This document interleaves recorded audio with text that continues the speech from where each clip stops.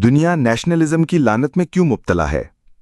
आज की दुनिया नेशनलिज्म की लानत में बुरी तरह जकड़ी हुई है। मौजूदा ज़माने में कौमों को ये गुमान हो चला है कि आज़ादी, तरक्की, इज़्ज़त और वक़ार हासिल करने का वाहिद नुस्खा नेशनलिज्म है। इसलिए हर उभरती हुई कौम इसी राह पर दौड़ती है।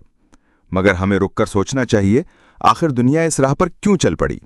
असल वजह यह है कि इंसानों के इनफरादी और इज्तिमाई जज्बात को काबू में रखने वाला, ख्वाहिशात को जायज़ हुदूद में रखने वाला और इज़्ज़त और तरक्की का सही रास्ता दिखाने वाला कोई मजबूत निज़ाम हिकमत व अखलाक अब दुनिया के पास नहीं रहा।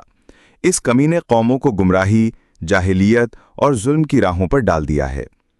हमारी अपने मुल्क के हिंदू, सिख और दीगर अक़वाम भी इसी वजह से मगरिब के कौम परस्ताना नज़रियात अपना रहे हैं, क्योंकि वो हकीकी हिदायत से महरूम हैं।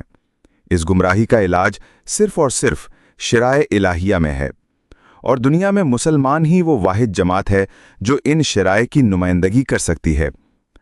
ये मुसलमानों का फ़र्ज़ था कि इस जाहिलाना असबियत की जड़ काट कर दुनिया को बताते कि आज़ादी, तरक्की, वक़ार, अमन और हकीकी खुशहाली का रास्ता सिर्फ वही है जो अल्लाह और उसके रसूल सल्लल्लाहु अलैहि वसल्लम ने दिखाया है, न कि वो जो शैतानी रहनुमा दिखा रहे हैं।